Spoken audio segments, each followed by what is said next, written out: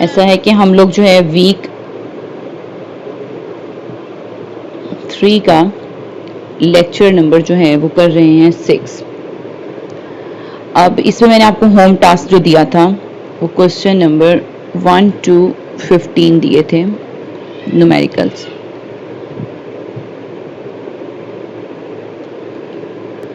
अब आप लोगों ने बोला है कि आप लोगों ने 1 से लेकर 13 तक किए हैं तो कोई इशू नहीं आया, ये आपके डन हो गए। जो न्यूमेरिकल बल्कि 12 तक 13 में आपको इशू है वो हम डिस्कस करने लगे। हम देखते हैं क्वेश्चन नंबर 13 में क्या है। प्रॉब्लम 30 में जो हमें गिवन डाटा है वो भी लिख लेते हैं और इसके न्यूमेरिकल में जो चीजें हमसे पूछी गई वो भी देख लेते हैं।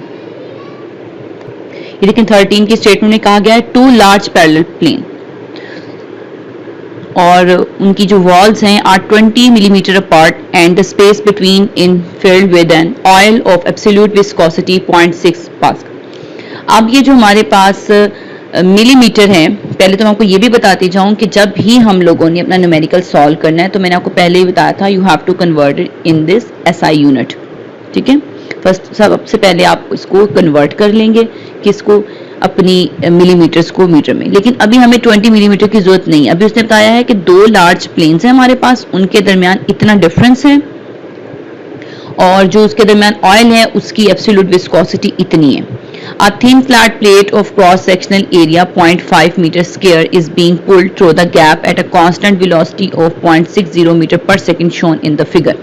कहता है फिगर भी आपको यहाँ दी गई है और उसके दरमियान जितनी वेलोसिटी वो पुल कर रहा है वो भी आपको दे दी गई है यहाँ पर। Assuming linear variation of velocity between the plate and the walls, determine the necessary force required to pull the plate if।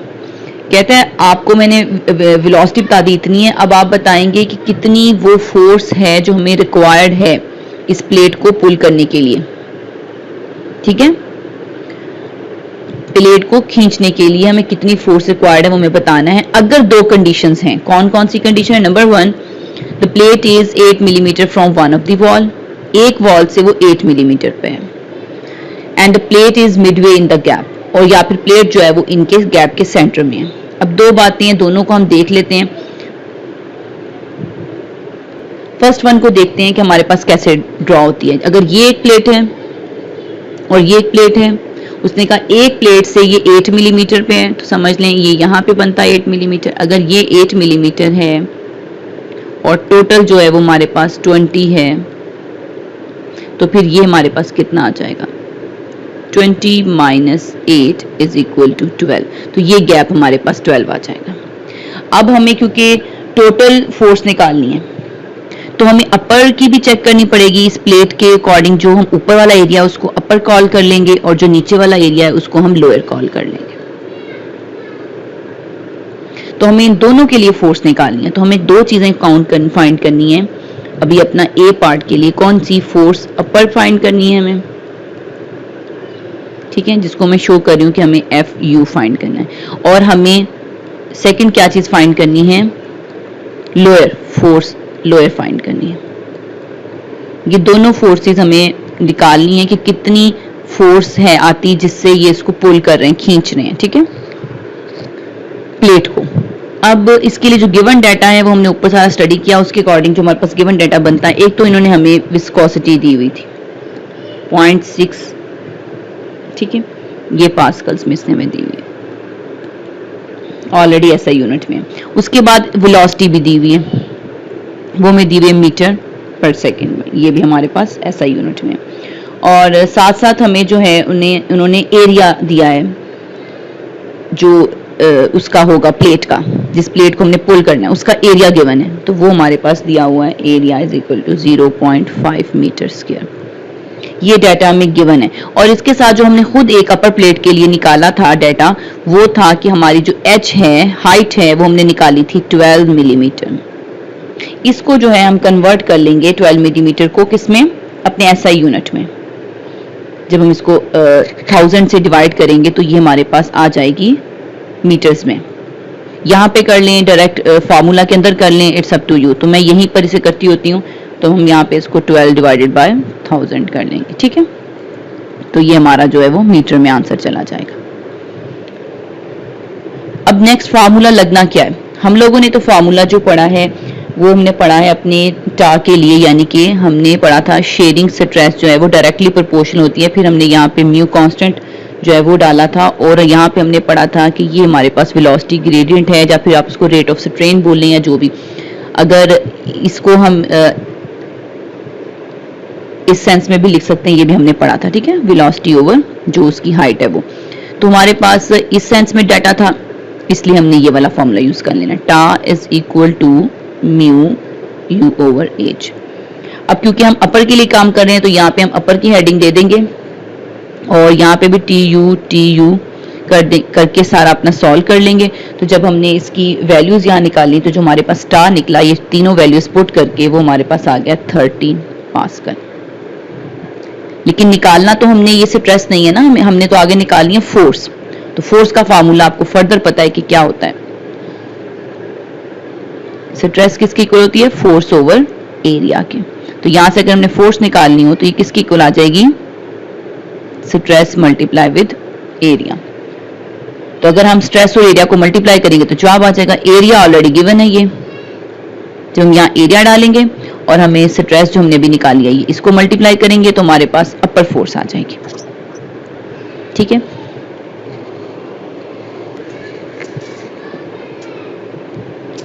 ठीक है, अगर अब हमारे पास अपर फोर्स निकली है तो इसी तरह इन्हीं लाइंस पे हम लोअर भी निकाल सकते हैं। लोअर के लिए सिर्फ क्या चेंजिंग आएगी, 12 मिलीमीटर में जो हमारे पास हाइट थी वो अब किस में चली जाएगी, 8 में। अब हम 8 को पुट करके सारा जो है वो काम कर लेंगे, इस तरह हमारे पास अपर भी आ जाएगी लोअर भी आ जाएगी। तो नेक्स्ट हम क्या करेंगे, जब हमारे पास अपर लोअर दोनों फोर्सेज आ जाएंगी, ये लाइन बकायदा आप लिखेंगे जब आप इसको दोनों फोर्सेज निकाल लेंगे, यानी कि जब आपके पास अपर फोर्स भी आ जाएगी और जब आपके पास लोअर फोर्स भी आ जाएगी, ठीक है, दोनों फोर्सेज जब आ जाएंगी, जब आप इनका टोटल लिखेंगे कि हमारे पास जो टोटल फोर्स है, तो आप ये जरूर साथ में ऐड करेंगे एक लाइन इसको करने से पहले कि total force required to pull the plate. इससे क्या होगा, आपका अपना कंसेप्ट क्लियर होता है, आप निकाल क्या रहे हैं, required force to pull plate, इतनी हमें फोर्स चाहिए, इन दोनों को ऐड करके आंसर आ जाएगा। इसके बाद जो मिडवे वाला सेकंड पार्ट दिया हुआ बिल्कुल इन्हीं लाइंस पे है, लेकिन अब हाइट क्या आ गई है, दोनों की हाइट में जो 20 का था उसको अपार्ट सेंटर करना है, तो ये डिवाइड बाय 2 यानी कि 10 ऊपर आ जाएगा और 10 ही नीचे आ जाएगा। अपर प्लेट भी 10 पर है और लोअर प्लेट भी 10 पर है। तो हम क्या करेंगे, जो हमने पहले अपना सारा कैलकुलेट किया है उसके अंदर फार्मूले के अंदर सिर्फ ये चेंज करेंगे, tau is equal to mu capital U over H. इसमें ये जो एच है ना ये 12 होगा ना ये 8 होगा, बल्कि ये क्या होगा 10 हो जाएगा। बाकी सेम वही वैल्यूज होंगी, जिसकी वजह से हमारा जो यहाँ फोर्स है वो 38 पास्कल निकलता है, ठीक। तो ये हमारी जो है वो मिड वे पर आ जाएगी जब वो दोनों एक दूसरे से सेंटर के साथ डिवाइड किए गए।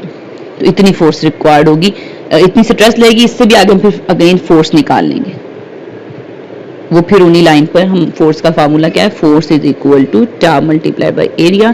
तो 36 को हम एरिया से मल्टीप्लाई कर देंगे, एरिया में गिवन था 0.5, तो हमारा जवाब आ जाएगा 18 न्यूटन। तो इससे हमारा 13 न्यूमेरिकल कंप्लीट हो गया।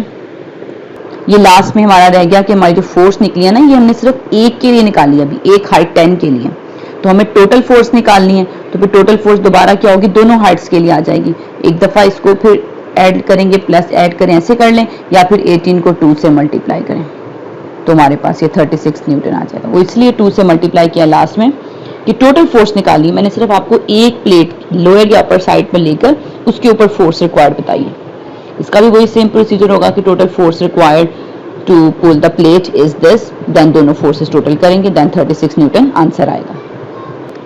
नेक्स्ट हम आ जाते हैं अपने प्रॉब्लम नंबर 14 पे। इसे कुछ स्टूडेंट्स ने तो सॉल्व कर लिया, लेकिन कुछ लोगों से ये सॉल्व नहीं हुआ, तो इसको लेके चलते हैं। पहले तो हम इसमें अपना रिक्वायर्ड डाटा जो है सारा वो देख लेंगे कि क्या क्या इन्होंने हमें गिवन दिया हुआ है। तो हमारे पास एक ब्लॉक है जिसका उन्होंने वेट गिवन किया हुआ है कि वेट हमारे पास जो है उसका 1000 न्यूटन है। एक तो ये चीज़ हो गई। दूसरा इन्होंने हमें ये बताया हुआ है कि इसकी जो है विस्कोसिटी कितनी है, विस्कोसिटी गिवन की हुई है, वो हमें दी हुई है 7 मल्टीप्लाई बाय 10 की पावर -3 पास्कल। और इसके अलावा उन्होंने हमें थिकनेस बताई हुई है, फिल्म की थिकनेस, और वो मिलीमीटर में दी हुई है, उसको मैं मीटर में कन्वर्ट करके डायरेक्ट लिख रही हूँ, और वो थिकनेस हमारे पास बन जाएगी 0 पॉइंट, क्योंकि हम इसको उसके लिए 1000 से डिवाइड करेंगे तो 2 0 पहले ही है तो 3 0 और ऐड हो जाएंगे, 1 2 3 2 0 पहले वाले, तो ये हमारे पास थिकनेस आ गई मीटर्स में। और अब हमें चाहिए है इसको सॉल्व करने के लिए, क्योंकि उसने कहा हमें टर्मिनल वेलोसिटी आपने निकालनी। पहले तो मैं आपको थोड़ी सी डायग्राम की तरफ लेके जाती हूँ, वो समझाती हूँ, देन इसको सॉल्व करती हूँ फर्दर। ये देखें, इसमें ये जो हमारे पास ये बॉडी है, ठीक है, इस बॉडी की उन्होंने हमें बताई है कि एक तरफ डायमेंशन बताई है कि वो 200 मिलीमीटर है। तो 200 मिलीमीटर जो इसकी डायमेंशन उसने हमें दी हुई है, इससे हम लोग इस पूरे का एरिया भी तो निकाल सकते हैं। एक साइड दी हो, एक साइड दी हो, दो साइड्स दी हो, और वो हमारे पास बॉडी हमें नजर आ रही स्क्वायर है, तो क्या आप इसका एरिया कैलकुलेट कर सकते हैं डबल टाइम इसको मल्टीप्लाई करके, कि नहीं कर सकते? और एरिया क्यों फाइंड कर रहे हैं? क्योंकि लास्ट में जब हम लोग अपनी फोर्स निकालते हैं तो हमें एरिया चाहिए होता है। उसने हमें कहा क्या है निकालने को, the viscosity of the oil if we use a linear velocity profile in the oil, what is the terminal velocity of the block? terminal velocity of the block उसने हमसे पूछी है, जो हम लोग अपने टा वाले फॉर्मूले से निकालेंगे, लेकिन जब हम उसको निकालते हैं तो उसके लिए हमें फोर्स चाहिए, उस फोर्स को निकालने के लिए हमें एरिया चाहिए, तो हम वो वाली चीज़ें रिक्वायर्ड जो हमें दी हुई पहले हम वो कलेक्ट कर रहे हैं। तो यहाँ से हम अभी यूज होना या नहीं होना वो तो एक बात की बात है, अभी हमें अपने अपने डायग्राम को देखते हुए ये देख लेना चाहिए कि हमें एरिया रिक्वायर्ड है, और एरिया नहीं दिया हुआ। तो एरिया निकालने के लिए हम क्या करेंगे, इसके एक डायमेंशन को दूसरी डायमेंशन से मल्टीप्लाई कर देंगे, तो वो भी हमारे पास दी हुई है उसने 200 मिलीमीटर में, उसको भी मैं कन्वर्ट कर लूँगी किसके अंदर,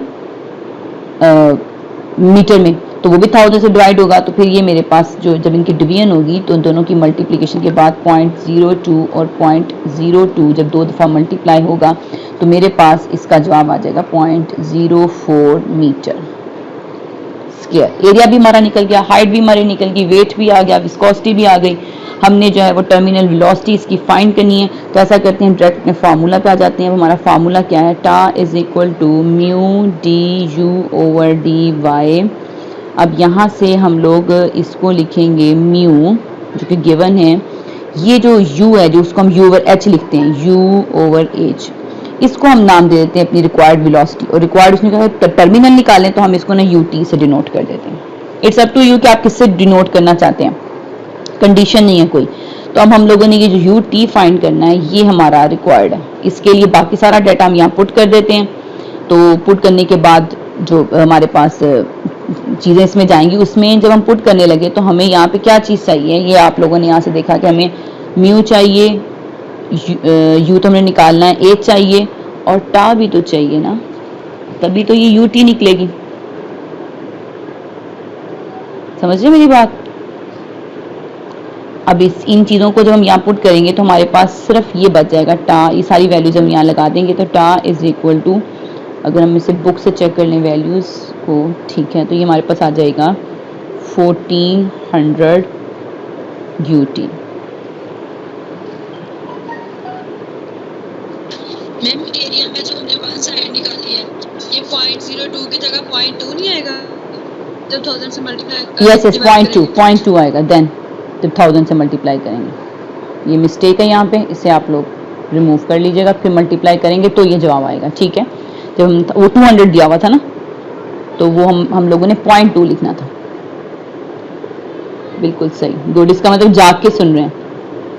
0.2, बड़ी खुशी हुई।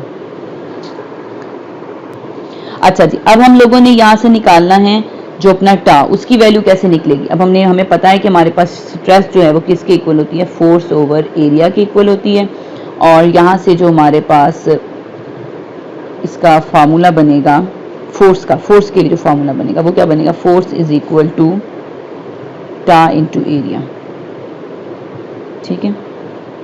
और टा जो है हमारे पास इसके इक्वल है, उसमें यूटी इन्वॉल्व है, तो अगर हम इस फोर्स की सेंस में चले जाएंगे तो हमारे क्वेश्चन में यूटी इन्वॉल्व हो जाएगा। समझ रहे मेरा पॉइंट कि नहीं? मैंने आपसे बोला कि जो हम फोर्स लिखेंगे ना उसका फार्मूला हमारे पास है एफ टा ए, यहाँ पे मैं डिफरेंट कलर से लिखती हूँ, ये हमारे पास आ गया एफ टा ए, ये आप सबको पता ही है। इसके अंदर हम लोग अगर अपने टा की वैल्यू डाल देते हैं जो कि यहाँ पे लिखी हुई है, तो हम किस सेंस में चलेंगे, फोर्स इज इक्वल टू, यहाँ पे टा की वैल्यू लिखवा दें मुझे 1400, ठीक है। और एरिया जो हमने ऊपर फाइंड किया था वो कितना था, 0.04, वो पुट कर दिया, तो ये हमने फोर्स निकाल ली।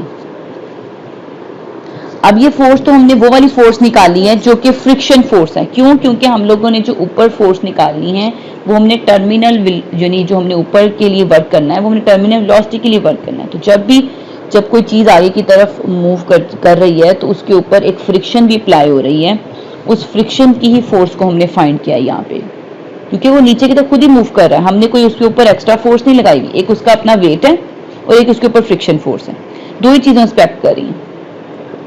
तो ये यहीं से वो पॉइंट था जहां बच्चे कंफ्यूज हो रहे थे, उन्हें ये पता नहीं चल रहा था, क्योंकि कुछ स्टूडेंट्स पहले से अलग टा निकाल लेते हैं और फिर वर्क करते हैं, लेकिन टा में तो हमारे पास यूटी इन्वॉल्व है। आप यहाँ पे इस टा की वैल्यू रखकर भी इसको सॉल्व कर सकते हैं। अगर आप एफ ओवर ए की फॉर्म में करेंगे, फोर्स ओवर एरिया की फॉर्म में, तो भी इस फॉर्म में यहाँ पर यही आंसर बन जाएगा। तो यूटी यहाँ पे आ जाएगा, एक ही बात है। या फिर आप डायरेक्ट इसके अंदर पुट कर दें तो भी एक ही बात है, तो यूटी साथ यहाँ आ जाएगा।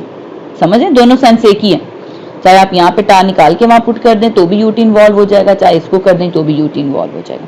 तो हमने क्या किया, हमने अपनी फोर्स को लिख लिया कि अब हमारे पास ये आ गई है। तो इसको इन शॉर्ट हम इस तरह लिख सकते हैं कि जो हमारे पास फ्रिक्शन फोर्स आई है, एफ स्मॉल एफ से शो कर देती हूँ इसको, उसकी वैल्यू हमारे पास आई है 56 यूटी, यानी इतने न्यूटन हमारे पास आ गई है। ये फ्रिक्शनल फोर्स है। ये मैंने क्यों ली है, फ्रिक्शनल फोर्स में क्यों ले रही हूँ। अब मैं वेट वाली भी लूंगी क्योंकि मैंने टोटल देखना है इसके ऊपर कितना फोर्स इफेक्ट कर रही है मेरी इस बॉडी के ऊपर।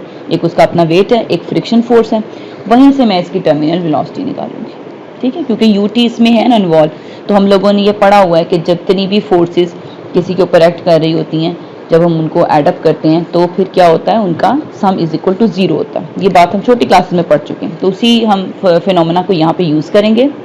इसको नेम क्या देते हैं, एक स्टूडेंट ये पूछ रही है। ये हमारे पास हो जाता है इक्विलिब्रियम, बॉडी इक्विलिब्रियम में जो होती है ना, तो कंडीशन सेटिस्फाई करती है कि sum of all forces acting on it must be is equal to 0। आप लोगों ने पढ़ा भी होगा इसको, और इसको आप लोग शो करते थे, इस वाली जो प्रॉपर्टी है उसको इस तरह, summation F X is equal to 0। तो कौन कौन सी फोर्सेस एक्ट कर रही हैं, एक तो हमारे पास फोर्स एक्ट करेगी जो एक्स एक्सिस की डायरेक्शन में होगी, और दूसरी जो इसकी वेट की वजह से जो होगी, और जो दूसरी हमारे पास फ्रिक्शन फोर्स होगी, वो फ्रिक्शन फोर्स हमेशा माइनस में आती है, तो ये इज इक्वल टू 0 इस तरह आ जाएगा। और यहाँ से अगर हम इनकी वैल्यूज लगाना चाहें तो अब ट्राइंगल मैं सॉल्व करके नहीं दिखाऊंगी आप लोगों को, ये आप लोगों को खुद पता होनी चाहिए कि इस ट्राइंगल को सॉल्व करके किस तरह से हम इस W की वैल्यू को W साइन 20 में लिखते थे। पता ना, यहाँ पे साइन थीटा अप्लाई करेंगे तो ये वाली साइड जो होगी वो W साइन 20 हमारे पास आएगी, जो नीचे वाली आएगी वो W cos 20 आएगी, क्योंकि हमने वेट के लिए लेनी है तो फिर हम ये वाली लेंगे W साइन 20। ये अब पुरानी बात है, ये अब मैं आप लोगों को नहीं दोबारा से समझाऊंगी किस तरह है ये, ठीक है। यहाँ पे हम इसकी वैल्यू रख देंगे, इसकी वैल्यू हमारे पास आ जाएगी W साइन 20 डिग्री, और जो आपने फ्रिक्शन यहाँ पे निकाली है उसका आपको ऑलरेडी पता है कि वो टॉय थी, जो इसकी आपकी वैल्यू निकाली हुई है 56 UT इज इक्वल टू 0। तो यहाँ से आपके पास सब कुछ है, आप निकाल कर वैल्यू निकाल लेंगे। वेट है आपके पास, साइन 20 की आपको वैल्यू आती है, 56 का आपको पता है, तो आप ये सब रख कर यहाँ से अपना UT निकाल लेंगे। तो ये हमारा न्यूमेरिकल था, जिसमें मुझे नहीं पता कहाँ से आपको समझ नहीं आई, आप लोगों ने क्यों नहीं किया। जब बाकी क्लासेस ने कर लिया तो ये आपको भी कर लेना चाहिए था। और मेरा ख्याल है इसमें मेन पॉइंट आप लोग जहाँ कंफ्यूज हुए होंगे वो यही होगा कि जब आपने ये अपना टा निकाला, टा इज इक्वल टू 1400 UT निकाला, तो यहाँ से जो आप टा निकाल रहे हैं इसके लिए आपको एरिया नहीं मिल रहा होगा, तो वो एरिया भी मैंने आपको बता दिया कैसे निकालते हैं। तो आप इसके लिए क्या करेंगे, फोर्स के अंदर टा इंटू एरिया रखेंगे। यहाँ से आप इसको इस तरह भी कर सकते हैं, टा is equal to force over area.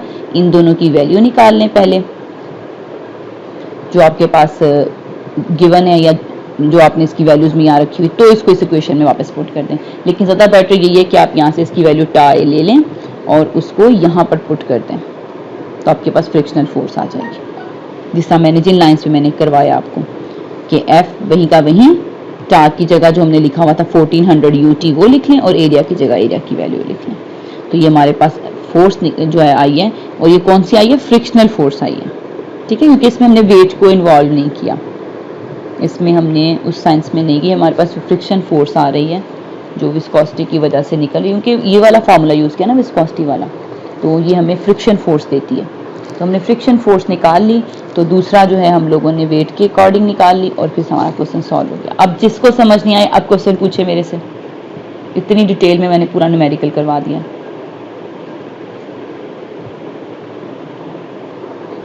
चलें गुड, अगर समझ आ गई है तो। अब क्वेश्चन नंबर 15 को देखें। ये वही चीज़ें हैं, इसको भी मैं एक दफ़ा कहूँगी आप लोग पढ़ लें, अगर नहीं समझ आई तो बता देना, कि इसमें भी आप लोग जहाँ कन्फ्यूज़ हुए होंगे वो यही चीज़ होगी। Force equal to mg sin theta क्यों उन्होंने ली, क्योंकि उन्होंने इंक्लाइंड प्लेन ली हुई है, तो उन्होंने उसकी वेट वाली साइड जो है, उन्होंने इसमें वेट w नहीं दिया हुआ, इसलिए उन्होंने mg लगा दिया यहाँ पे, w की जगह, w sin थीटा की जगह mg sin थीटा लग गया। जब वेट अप्लाई हो जाएगा तो हमारे पास यहाँ से टार निकल जाएगी, टार को हम इसमें पुट कर देंगे, ठीक है, तो हमारे पास एच निकल जाएगा। उन्होंने इस वाले क्वेश्चन के अंदर जो हमसे रिक्वायर्ड किया वो थिकनेस रिक्वायर्ड की, determine the thickness of the lubricating oil film. वो जो फिल्म है जिसके ऊपर हम ये फार्मूला लगाते होते हैं, जो फार्मूला हमारे पास होता है tau is equal to mu U over H, इसमें हमें म्यू दिया हुआ है, टा हमने निकाल लेनी है, वो सारा डाटा डाल के, विस्कोसिटी दी हुई है, एच हमने फाइंड करना है, तो हम एच को सेपरेट करके एंड में आंसर निकाल लेंगे। इसमें भी आप लोगों ने कंफ्यूज वहीं होना है जहाँ पे आपके पास टा आनी है, तो आपने कहना है ये एफ जी हमारे पास एम साइन थीटा ये कहाँ से ले लिया है, तो ये आपको पहले ही बता दूँ कि ये उन्होंने उसकी इंक्लाइंड प्लेन के ज़रिए उसके वेट वाली जो है फोर्स वो निकाली है। ठीक हो गया, इसमें मूविंग वाली नहीं आ रही ना, इसमें वो नीचे की तरफ मूव होती हुई फोर्स जो फ्रिक्शन फोर्स है वो इन्वॉल्व नहीं की हम लोगों ने। क्लियर हो गया कि नहीं? हो जाएगा ये न्यूमेरिकल? कुछ तो बोलें। होगा तब तक नहीं जब तक आप इसको हाथ से नहीं करेंगे, खुद नहीं निकालेंगे। जब आप खुद निकालेंगे तो ये हमारे पास सॉल्व होगा। और जो अगर आपने स्टार्ट के न्यूमेरिकल्स किए तो फिर मुझे ये एक्सप्लेन नहीं करना पड़ेगा कैसे उन्होंने मैथ्स निकाला है। ठीक है, आपको पता है उन्होंने जो हमें एक दी हुई है प्लेट की थिकनेस दी हुई है वो हमारे पास क्या है, और हम इसको किससे मल्टीप्लाई करेंगे तो हमारे पास वॉल्यूम आएगा। वॉल्यूम को हम किस तरह रो से मल्टीप्लाई करेंगे तो मैथ आएगा। ये सारी आप फर्स्ट 13 जो अपने एग्जाम्पल सॉल्व की उसके अंदर ये बहुत दफ़ा आपने m is equal to rho V का फॉर्मूला यूज़ किया है, तो ये यूज़ करके मैथ्स तो आप निकाल लेंगे। ग्रेविटी की वैल्यू आपको ऑलरेडी आती है, साइन थीटा अप्लाई करेंगे तो आपके पास यहाँ से फोर्स आ जाएगी। इस फोर्स को जो है हम अपने क्वेश्चन के अंदर टा के फॉर्म में ले जाके यूज़ करेंगे, तो यहाँ से हमारे पास एच आ जाएगा। क्लियर? नेक्स्ट न्यूमेरिकल पर आ जाए। नाउ 16 न्यूमेरिकल जो है उसमें क्या दिया हुआ है, वेलोसिटी डिस्ट्रीब्यूशन दी हुई है जिसको यू से शो किया हुआ है, और उसने कहा है कि एक point y from the plate, यानी जो उसकी वेलोसिटी है किसी एक पॉइंट डिस्टेंस y पर, कुछ दूरी पर प्लेट से हमारे पास जो है वो ये है y less than equal 2 metre. कहता है if the absolute viscosity is this determine the shear stress at this and this. अब वो कह रहा है सिर्फ एक पॉइंट y जो आपने खुद से सिलेक्ट किया है उसकी डिफरेंट वैल्यूज लें, कभी 0 लें, कभी 1.0 लें, कभी 2.0 लें। प्लेट से जो आपकी वेलोसिटी है उसको डिस्टेंस को इन तीनों पर रखते हुए क्या निकाल के दें, मुझे क्या निकालने का, शियर स्ट्रेस। तो सेम वही फार्मूला लगेगा, सिर्फ बारी बारी y की वैल्यूज चेंज हो जाएंगी। विस्कोसिटी ऑलरेडी गिवन है, u ऑलरेडी गिवन है, डिस्टेंसेस जो है h वो ऑलरेडी गिवन है, फार्मूले में रखेंगे तो शियर स्ट्रेस इन पॉइंट्स पे आती जाएगी। ये देखें किस तरीके से, ये फार्मूला के अंदर हम लोगों ने रखना क्या, du ओवर dy, जबकि हमें du ओवर dy डायरेक्ट तो नहीं दिया हुआ लेकिन u तो दिया हुआ है ना, तो u के सेंस में हम इसको du ओवर dy निकाल लेंगे। ये जो y है यहाँ पे हम डिफरेंट इसकी वैल्यूज रखते जाएंगे, पहले 0 रखेंगे, फिर 1 रखेंगे, फिर 2 रखेंगे, तीनों पे ये इसका शियर स्ट्रेस आ जाएगा। Very easy numerical, just use of formula. उसके बाद 17 को देखें, इसमें हमारे पास क्या है, एक डेंसिटी दी हुई है इतने टेम्परेचर पे, जितने भी टेम्परेचर पे दिया हमारे लिए बॉदर नहीं करता, कौन सा हम इसको यूज़ करेंगे। As following over a plate if the velocity gradient of 2 1/s exist at the plate surface. देखें फर्स्ट टाइम वेलोसिटी ग्रेडियंट भी गिवन हो गया, और पहले सिर्फ वेलोसिटी देते हैं ना, उसका वेलोसिटी ग्रेडियंट निकालते हैं या फिर हम उसको यू ओवर एच की फॉर्म में लेके जाते हैं। तो यहाँ पे वेलोसिटी ग्रेडियंट डायरेक्ट भी गिवन है, और उसके बाद उन्होंने हमें विस्कोसिटी भी दी हुई है, viscosity given, velocity gradient given, density given. तो फिर ऐसा क्या है जो हमारे पास नहीं है? सब कुछ तो है, हम डायरेक्ट फार्मूला में पुट करेंगे। जब आप फार्मूला लिखेंगे तो आप कहेंगे डेंसिटी तो कहीं यूज ही नहीं हुई है, तो mu D U over D Y. तो म्यू हमें गिवन था, विस्कोसिटी डाल दी, डी ओवर डी वाई हमें गिवन था, वो भी हमने रख दिया। तो ये तो हमारे पास शेयर स्ट्रेस निकल गई। उसने साथ में ये भी तो कहा है ना, शेयर स्ट्रेस के अलावा also determine the kinematic viscosity. और काइनेमेटिक विस्कोसिटी तब निकलती है जब हम अपनी विस्कोसिटी को डिवाइड किस पे करते हैं, रो पर। फार्मूला होता है ये देखिए म्यू ओवर रो, तो ये हम म्यू यूज कर लेंगे, जो रो है अब पता चला कि रो क्यों गिवन था, ठीक है, डेंसिटी क्यों गिवन थी, वो काइनेमेटिक विस्कोसिटी के लिए थी, तो वो भी हम यहाँ पे फार्मूले में रख के निकाल लेंगे। नेक्स्ट आ जाता है हमारे पास ये वाला न्यूमेरिकल 18 नंबर न्यूमेरिकल के अंदर हम क्या करेंगे, हमारा उसने हमें दिया हुआ है डेंसिटी दी हुई है, उसने हमें विस्कोसिटी दी हुई है, फिर एट टेम्परेचर पे वो हमारे किसी काम का नहीं है, जस्ट फॉर इन्फॉर्मेशन बताया हुआ उसने, और साथ में उसने हमें बताया है with a thickness of 5 millimetre, यानी कि उसकी जो थिकनेस है हमारे पास वो कितनी है, 5 मिलीमीटर है। तो इसको हम ज़रूर कन्वर्ट करेंगे मीटर में डिवाइडेड बाय 1000 करके। और टॉप लेयर वेलोसिटी भी उसने हमें दी हुई है, वो कितनी है, 0.1 मीटर पर second as shown in the figure. Determine the kinematic viscosity of the carbon tetrachloride at the given temperature and shear stress at the plate surface. ये टेट्राक्लोराइड की हमने क्या निकालनी है, जो टेम्परेचर गिवन है उस पर हमने इसका क्या निकालना है, शेयर स्ट्रेस निकालने, और साथ में क्या निकालना है, काइनेमेटिक विस्कोसिटी निकालनी है। दो चीज़ें निकालनी, वही जो ऊपर निकालनी थी वही नीचे निकालनी है। अब इसका डाटा भी हमें गिवन है सारा, इसमें डेंसिटी भी है, विस्कोसिटी भी है, और जो एच है यहाँ पे, वहाँ पे वेलोसिटी ग्रेडियंट था, यहाँ पे वेलोसिटी ग्रेडियंट नहीं है। नोट करें पॉइंट को, डिफरेंस क्या है उस एग्जाम्पल में, जो प्रीवियस हमने एग्जाम्पल किया वहाँ पे उन्होंने हमें डायरेक्ट दे दिया था D U over D Y, तो हमने अपने फार्मूला में tau is equal to mu D U over D Y का यूज कर लिया था। लेकिन इस वाले क्वेश्चन में उसने हमें अपर लेयर की वेलोसिटी दी है और साथ में एच दिया है, तो क्या हम अपने फार्मूला को यूं नहीं चेंज कर सकते, म्यू यू ओवर एच। तो इसके अंदर अपना रिक्वायर्ड डाटा इसके अंदर पुट कर देंगे तो हमारा काम बन जाएगा। उसमें उसने काइनेमेटिक विस्कोसिटी बाद में पूछी थी, इसमें पहले निकाल दिया, विस्कोसिटी को डेंसिटी पे डिवाइड किया तो वो आ गई, वो तो इजी फार्मूले से थी। जो नेक्स्ट हमारा स्टेप है जिसके अंदर हमने ये फाइंड करना है, तो यहाँ हमें D U over D Y की जगह यू ओवर एच दिया हुआ है, तो हम यू की वैल्यू भी डाल देंगे और एच की वैल्यू भी डाल देंगे। ठीक हो गया, क्लियर, एनी इशू?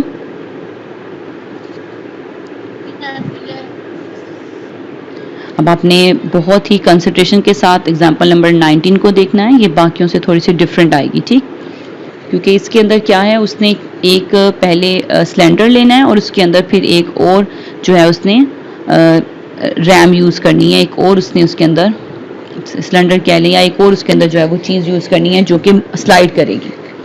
तो इसको देखें क्या है, 25 millimetre diameter shaft is pulled through a cylindrical bearing of length 0.5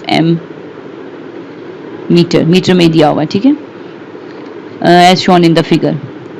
एक शेफ्ट है जिसका डायामीटर दिया, रेडियस नहीं, ये भी नोट करना है। डायामीटर कितना दिया है, 25 मिलीमीटर, इसको भी कन्वर्ट करना है। उसके बाद उसने हमें दिया shaft is pulled through a cylindrical bearing of length 0.5 metre. इसको एक बेरिंग से हम लोग क्या कर रहे हैं, खींच रहे हैं, और उसकी लेंथ कितनी है, 0.5। The lubricant that fills the gap, अच्छा इसके अंदर बाहर से बेरिंग से खींच रहे हैं हम लोगों ने, इसको बेरिंग लगाया हुआ है, इसके अंदर कोई सिलेंडर नहीं है, ठीक है, ये डिफरेंट है, वो फिर नेक्स्ट होगी। इसमें हमारे पास मे बी आपके पास वो केस डिस्कस ही नहीं हो, तो यहाँ पर हमें और क्या गिवन दिया हुआ है, लुब्रिकेंट जो अंदर फिल है 0.3 millimetre gap between the shaft and the bearing. अच्छा, शेफ्ट और बेयरिंग के दरमियान जो डिफरेंस है वो हमारे पास 0.3 मिलीमीटर है, ये भी गिवन है, इसको भी हम मीटर्स में कन्वर्ट करेंगे। हैविंग अ काइनेमेटिक विस्कोसिटी, और यहाँ पे काइनेमेटिक विस्कोसिटी दे दी है, इसकी हेल्प से हम लोग चीजें निकालेंगे। एंड अ स्पेसिफिक ग्रेविटी, और स्पेसिफिक ग्रेविटी दे दी है। Determine the force F required to pull the shaft at velocity of 3 metre पर सेकेंड। फोर्स निकालनी है हम लोगों ने शेफ्ट को खींचने वाली, जो हमने शुरू में भी निकाली थी कि फोर्स फाइंड करें कितनी इस पे लग रही है, लेकिन यहाँ पे एक और पार्ट से बेरिंग यूज किया गया है उसको खींचने के लिए, और उसकी वेलोसिटी जो है जो उसको पुल कर रही है वो हमारे पास 3 मीटर पर second. Assume the velocity distribution in the gap to be linear. अच्छा, अब हम इसको सॉल्व कर लेते हैं। हमें जो जो चीजें गिवन है उनको देख लेते हैं। ये डाटा लिखा हुआ है, डाटा में हमने से पहले डायमीटर लिख लिया अपना, वो ये हमारे पास आ गया।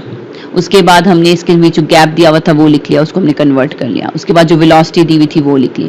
अब यहाँ पे हमें काइनेमेटिक विस्कोसिटी दी है, इसको हमें लेकर आना पड़ेगा अपनी डायनेमिक विस्कोसिटी में। तो काइनेमेटिक विस्कोसिटी का फॉर्मूला आप सबको पता है, मैं ये आपको बता देती हूँ दोबारा से कि हमारे पास किसके इक्वल होता है। जो हमारी काइनेमेटिक विस्कोसिटी होती है, अगर हम डायनेमेटिक विस्कोसिटी को रो पे डिवाइड करें तो काइनेमेटिक आ जाती है। तो काइनेमेटिक गिवन है, हमें तो ये निकालनी है, डायनेमिक निकालनी है।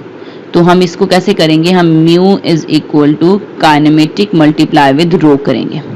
ये देखिए ये फॉर्मूला तो हमारे पास निकल जाएगी। लेकिन हमें तो ये ऑयल की जो डेंसिटी है ना, ये वाली, ये भी नहीं पता, ये हम कहां से निकालेंगे। उसने तो हमें स्पेसिफिक ग्रेविटी दे दी है। मैंने यहाँ से जब डायनेमिक विस्कोसिटी निकालनी थी तो मैंने काइनेमेटिक को मल्टीप्लाई करना था रो के साथ, यानी डेंसिटी के साथ, लेकिन डेंसिटी तो उसने हमें ऑयल की दी ही नहीं है। तो फिर ये हम किस तरह करेंगे इसका, किसी के ज़हन में कोई पॉइंट आ रहा हो तो इसका हम लोगों ने फॉर्मूला पढ़ा हुआ है, किसका, स्पेसिफिक ग्रेविटी का। क्या फार्मूला था कि जो डेंसिटी उस ऑयल की होगी उतनी ही डेंसिटी जो वाटर की होगी एट 4 डिग्री पर, उससे हमारे पास ये फॉर्मूला था। यहाँ पे हमें वाटर की भी पता है और एस डॉट जी उसने गिवन दिया, तो क्या हम ऑयल की नहीं निकाल सकते। ये कॉम्प्लिकेटेड पॉइंट था इस न्यूमेरिकल में कि हमें ये जो ऑयल की डेंसिटी है ये नहीं दी हुई थी, ये हमने इस फॉर्मूले से निकाल ली। वो हम यहाँ पुट कर देंगे तो हमारे पास जो म्यू की वैल्यू है इसकी पुटिंग के बाद वो आ जाएगी यहाँ पे, ये 0.728 पास्कल, ये हमने म्यू निकाल लिया। अब हमारे पास सारी चीजें पूरी होगी। अब हम अपने फॉर्मूला पे चले जाएंगे। तो हम लिखेंगे यहाँ पे, क्योंकि हमें शेयरिंग स्ट्रेस निकालनी है, तो हम यहाँ लिखेंगे shearing stress mu D U over D Y. क्योंकि यहाँ पे हमें यू और एच गिवन है तो हम यू और एच के फॉर्मूले में चले जाएंगे। यहाँ पे म्यू लगाएंगे, यहाँ पे यू और एच लगाएंगे, इस तरह हम अपनी शेयरिंग स्ट्रेस निकाल लेंगे। शेयरिंग स्ट्रेस के बाद उसने हमें कहा था आपने फोर्स निकालनी है, जैसे कि हम पहले फोर्स निकालते थे। जैसे हमने जब 30 न्यूमेरिकल स्टार्ट किया तो हमने वहां पे जब अपना टा निकाल लिया तो उसके बाद हमने फोर्स निकालनी थी। तो फोर्स का फार्मूला हमने वहां पढ़ा था, क्या होता है, tau is equal to force over area. यहां से हमने इसे कैलकुलेट किया था कि फोर्स किसके इक्वल है, टा इनटू एरिया के। तो वही हम यहाँ टा पुट करेंगे और यहाँ एरिया पुट करेंगे। जब एरिया पुट करेंगे तो एरिया फिर नहीं है आपके पास, एरिया गिवन ही नहीं है। एरिया की जगह उन्होंने कुछ और गिवन किया हुआ है, वो क्या है वो देख लेते हैं। ये देखिए एरिया की जगह हमें इन्होंने क्या दिया हुआ था, डायामीटर दिया हुआ था और हमने फार्मूला लगा लिया इसका, circumferential area of the shaft within the bearing. तो शेफ्ट का एरिया निकालने का फार्मूला है पाई डी एल, ठीक है। इसको पाई आर स्क्वायर एल भी कहते हैं, लेकिन यहाँ पे हमें क्योंकि वो दिया हुआ है डायामीटर तो हम इसको लिख लेंगे पाई डायामीटर एल। तो फिर इसका फॉर्मूला यहाँ लगाकर हमारे पास फोर्स निकल जाएगी। आर स्क्वायर कह रही हूँ, 2r कहना था डायामीटर की जगह, क्योंकि जब हम डायमीटर को 2 पे डिवाइड करते हैं तो हमारे पास रेडियस आता है। तो रेडियस को 2 टाइम कर देंगे तो वो हमारे पास क्या बन जाता है, 2 पाई आर एल। ये फार्मूला आप लोगों ने पढ़ा हुआ, आपने डी की फॉर्म में नहीं पढ़ा हुआ, इसलिए बता रही हूँ मैं आपको। इसके बताने का पर्पज सिर्फ ये कि आपने इस फार्मूले को पहले स्टडी किया हुआ है, एरिया के फार्मूले को। तो एरिया का फार्मूला आपने पहले पढ़ा हुआ है, 2 पाई आर एल, ऐसे। तो इस तरह आप शेफ्ट का निकालते थे। तो यहाँ पे इन्होंने इसको 2r को मिला के डायमीटर लिख दिया, तो ये बन गया 2 कह रही हूँ, पाई डी एल, ये फॉर्मूला। इस फार्मूले को हमने यहाँ एरिया में पुट कर दिया, टा हमने अभी भी निकाली थी तो हमारा फोर्स आ जाएगा। क्लियर और नॉट? क्लियर है मैम। चलें फिर आगे 20 पे चलते हैं। नेक्स्ट 20 की स्टेटमेंट क्या है हमारे पास, एक अगेन उसने लिया है automobile has 27 diameter ram which slides in a 20.02 centimeter diameter cylinder। एक उसने हाइड्रोलिक लिफ्ट ली है और उसके बारे में उसने बोला है कि वो जो है वो ऑटोमोबाइल चलती है और उसका डायमीटर 20 सेंटीमीटर है और उसके अंदर जो है स्लाइड जो सिलेंडर है उसके अंदर जो वो रैम जिसके अंदर हमारी ऊपर नीचे जा रही है वो जो है वो स्लाइड है, उसका डायमीटर 20.02 सेंटीमीटर है। पहले तो मैं इस चीज़ को एक्सप्लेन कर दूं, ये क्या सिलेंडर है, क्या रैम है, किस तरह है। ये बिल्कुल इस तरह है जैसे आप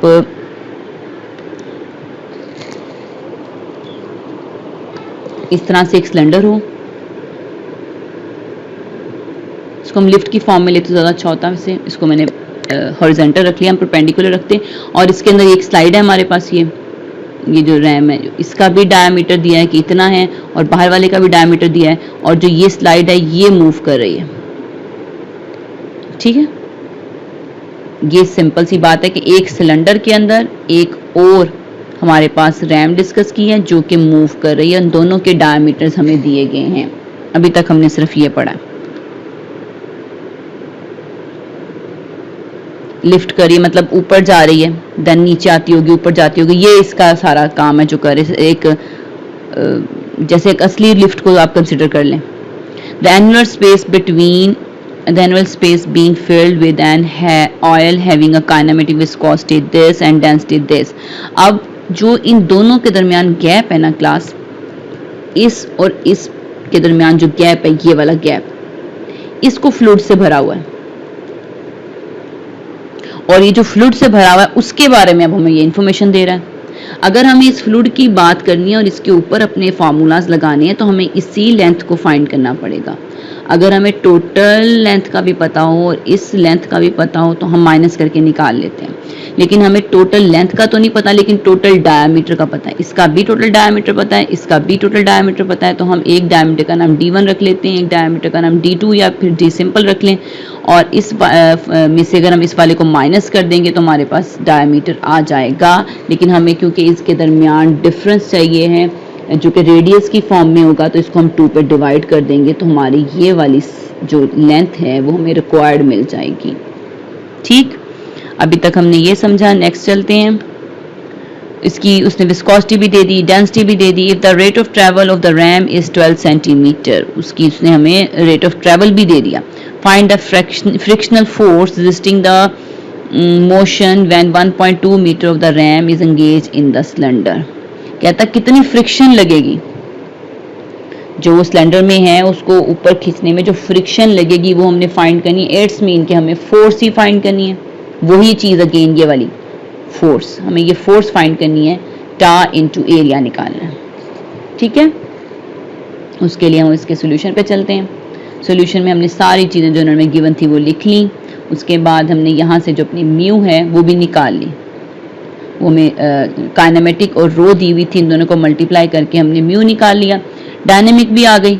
अब पीछे हमारे पास जो है उसकी लेंथ दी हुई है, total length of the RAM with in the cylinder, जो उसकी टोटल लेंथ है वो दी हुई है। वो भी हम साइड पर रख लेते हैं, वो भी हम यहाँ पे यूज़ नहीं करें, वो तब यूज़ होगी जब हमारा टोटल उसकी यू यूज़ होगी, जब हमारे पास ये नीचे मैं बताती हूँ कहाँ पे यूज़ हो रहा है। अभी इसको हम इसको नहीं कह रहे कि ये क्या है, लेंथ को भी हम डिस्कस नहीं करें।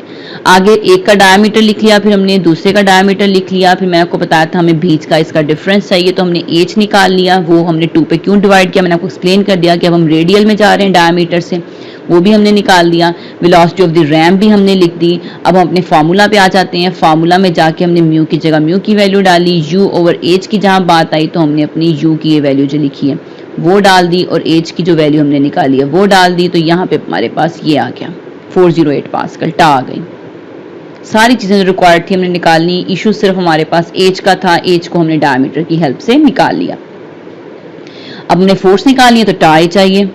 टा तो हमने निकाला हुआ है, लेकिन एरिया चाहिए तो फिर से वही फार्मूला जो हमने अभी पीछे पढ़ा था 2πr_l, उसको हमने फिर अगेन डायमीटर की फॉर्म में लिखा था, वो बन गया πdl। ठीक है, तो जो हमने डायमीटर ऊपर निकाला था उसको हम यहाँ लिख लेंगे। अगर आप नहीं लिखना चाहते आप r की वैल्यू लेके 2r/l भी लिख सकते हैं, तो डायरेक्ट ये वाली वैल्यू भी यूज कर सकते हैं, d की वैल्यू ना करें, क्योंकि यहाँ पे उसने पहले d माइनस के दोबारा 2 पे रेडियस में किया हुआ है, दोबारा फिर डायमीटर में किया हुआ है, तो इट्स अप टू यू कि आप इसको किस तरह लेके चलते हैं। तो अब यहाँ से हमने एरिया भी फाइंड कर लिया, एरिया फाइंड करने के लिए हमें लेंथ चाहिए थी। अब ये वो लेंथ थी जो हमें लग रहा था हमारी किसी काम की नहीं हमें दी हुई है, बट ये यूज हो गई हमारे हेयर इन एरिया, तो हमने एरिया को यहाँ पुट किया तो हमारे पास फ्रिक्शनल फोर्स आ गई। This is question number 20। Clear? Next 21 example को देखें। इसमें आपको शाफ्ट दिया हुआ है, अगेन डायमीटर जो है उसका इतना है, rotates inside a fixed bearing 15.05 centimetre diameter and 30 centimetre long as shown in the figure. अब ये एक नया लफ्ज इंट्रोड्यूस हो गया है, बेरिंग है, हर चीज है, शेफ्ट है, उसका डायमीटर है, लेकिन क्या लिखा है, rotates inside a fixed bearing. अब वो रोटेट कर रहा है किसके अंडर, एक फिक्स बेरिंग के अंदर जिसका हमारे पास इतना डायमीटर है और वो इतनी लॉन्ग है। तो सब चीजें वही हैं, लेकिन इस रोटेशन ने हमें ये बताया कि अब हम वेलोसिटी जो है वो रोटेशन वाली लेंगे, बाकी सेम चीजें वही चलेंगी, सिर्फ वेलोसिटी जो है हम रोटेशन वाली लेंगे। तो जब हम रोटेशन वाली वेलोसिटी लेंगे तो आपने इसका फॉर्मूला पढ़ा हुआ है एंगुलर वेलोसिटी का, v is equal to omega R, या ओमेगा इसमें क्योंकि नेक्स्ट यूज किया तो मैं यहाँ एक्स लिखती हूँ, ये हम लोगों ने इस वेलोसिटी के लिए फॉर्मूला पढ़ा हुआ है, वो हम यहाँ यूज करेंगे। बाकी उन्हीं लाइंस पे सेम न्यूमेरिकल है, रिपीट करने की जरूरत तो नहीं है। फिर भी ब्रीफ करूँ थोड़ा सा, उसने यहाँ पे हमें ये भी बताया हुआ है लास्ट में कि नंबर ऑफ जो उसकी हैं रेवोल्यूशंस है पर मिनट, एक मिनट में वो कितने राउंड चक्कर काट लेता है इस बेरिंग की हेल्प से, वो भी हमें बताया हुआ वो इतने हैं। ठीक है, और उसकी लेंथ हमें दी, उसका डायमीटर दिया, सेकंड का डायमीटर दिया, हमने इन दोनों डायमीटर को माइनस करके 2 पे डिवाइड करके रेडिकल उसका निकाल लिया, वो हमारे पास ये आ गया।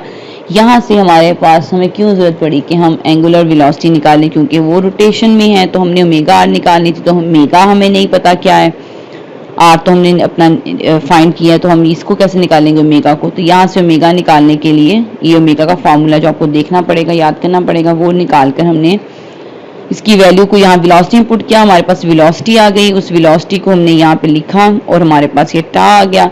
अब हम लोगों ने क्योंकि इसके ऊपर निकालनी थी जो शेयरिंग फोर्स लग रही है वो निकालनी थी, तो इसका फिर हमारे पास फार्मूला वो आ जाएगा फोर्स इनटू एरिया वाला, वो हमने इसमें डाला तो फोर्स लिखी, एरिया की जगह एरिया की वैल्यू डाल दी, टा की जगह टा की वैल्यू डाल दी, दोनों को मल्टीप्लाई किया तो हमारे पास वो फोर्स आ गई रिक्वायर्ड। लेकिन इसके साथ साथ उसने हमें लास्ट में ये भी कहा हुआ है कि क्या फाइंड करें, ये देखें, what power is required to overcome viscous resistance.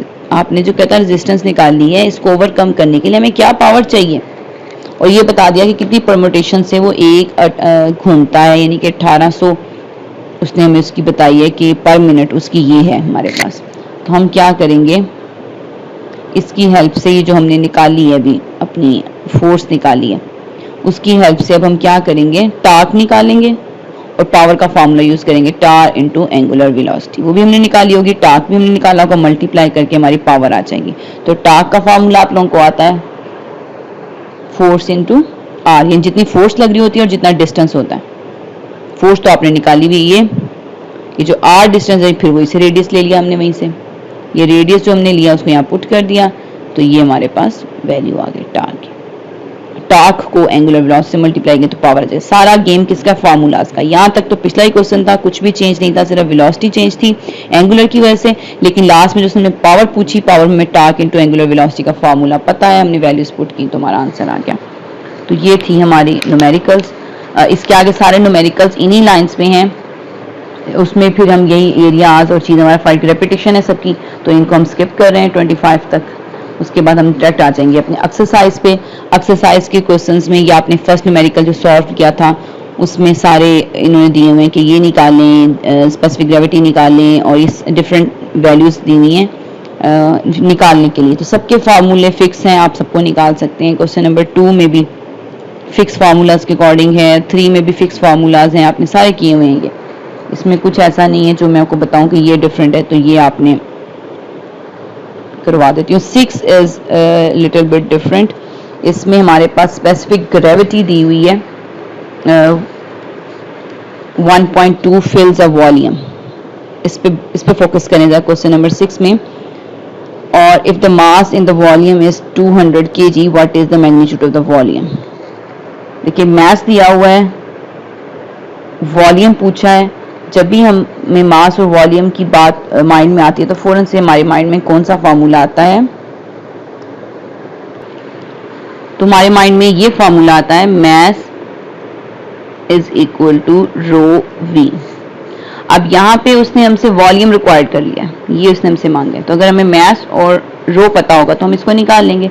मास उसने हमें गिवन दिया है खुद से, उसने हमें कहा है जी आपका जो मास है वो कितना है 200 kg, तो वो भी हम यहाँ रख देंगे, ये आ जाएगा हमारे पास 200 kg। और यहाँ से हम वॉल्यूम भी निकाल देंगे। लेकिन हमें ये रो नहीं दी हुई उसने, रो की जगह उसने हमें स्पेसिफिक ग्रेविटी दी हुई है। तो हमने एक न्यूमेरिकल में अभी पीछे ये काम किया कि जब हमारे पास स्पेसिफिक ग्रेविटी दी हुई थी तो हमने वहाँ की हेल्प से रो निकाला था। तो वो क्या था, जो हमने क्या किया, तो उसके अंदर स्पेसिफिक ग्रेविटी का फार्मूला होता है, जो रियल उसका फार्मूला होगा, जो भी फ्लूइड उसने लिया होगा, डिवाइडेड बाय उसका वाटर का। ठीक है, तो हमें वाटर का भी पता है, हमें एस डॉट जी भी पता है, तो हम ये आराम से रो निकाल लेंगे। वो रो हम यहाँ पुट कर देंगे तो हमारा आंसर आ जाएगा। ये थोड़ा सा था डिफरेंट, बाकी सेम फार्मूला चल रहे थे।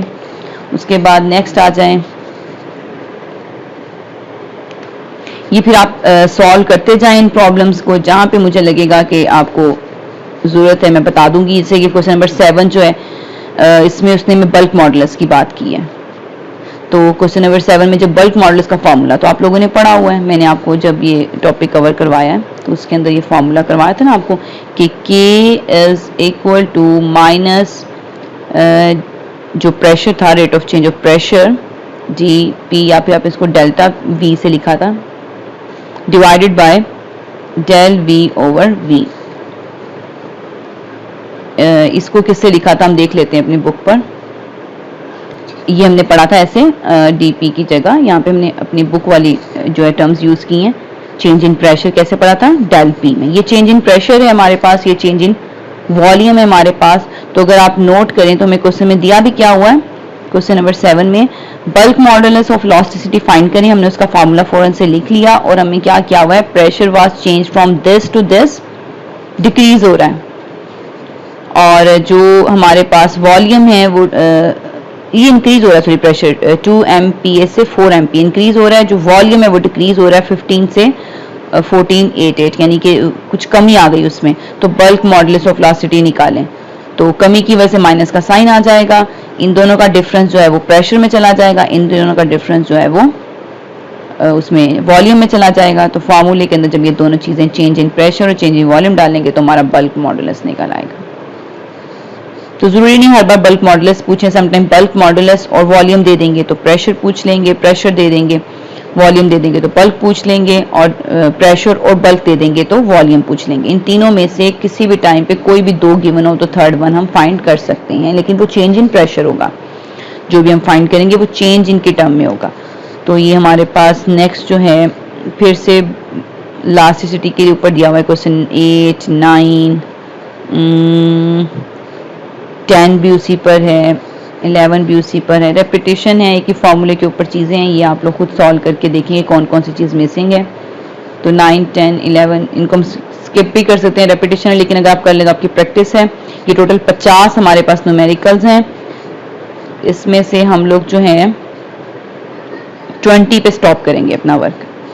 और जितनी मेरी प्रीवियस क्लासेस गुजरी हैं उनको जब मैं चैप्टर पढ़ाती हूँ तो मैं ये न्यूमेरिकल सॉल्व नहीं करवाती थी, मैं उन्हें खुद से ये टास्क देती थी घर से करने के लिए कि आप लोगों ने ये न्यूमेरिकल जो है डेली बेस पे 5 करके लाने हैं, ठीक है। लेकिन आप लोगों को मैंने काफ़ी गाइड कर दिया है, तो आप लोगों के तो बिल्कुल ज़बरदस्त हो जाने चाहिए। समझ आ रही है बात? ये देखिए, ये बिल्कुल उन्हीं लाइंस पे है जो हमने पीछे किया है क्वेश्चन, ये उन्हीं लाइंस पे, ये भी आप लोग सारा खुद कर सकते हैं। फिर भी मैं यहाँ पे हूँ, अगर आप ये क्वेश्चन सॉल्व करते हैं, डाटा लिखते हैं, अगर आपको लगता है कि यहाँ पे हम लोगों को डिफिकल्टी है तो मैं आपकी हेल्प करूंगी। 20 तक आप लोगों का टास्क है, जब आपका होमवर्क आपको साइन कर रही हूँ मैं घर के लिए, वो यही है कि हमने 1 से लेके जो 20 तक क्वेश्चन किए हैं अनसॉल्व, 1 से 20 तक। इसमें से हमने 2 से 3 जो है वो करके प्रैक्टिकली देख भी लिए हैं और एक हमने पहले क्लास में भी किया था। जो बाकी रिमेनिंग बचते हैं 14, इस तरह ये आप लोग खुद सॉल्व करेंगे और जो आप लोगों को नज़र आएगा मंडे की क्लास में, नेक्स्ट वीक की क्लास में इसमें प्रॉब्लम है वो आप मेरे साथ डिस्कस करेंगे और देन हम चैप्टर नंबर 2 स्टार्ट कर देंगे। ठीक हो गया?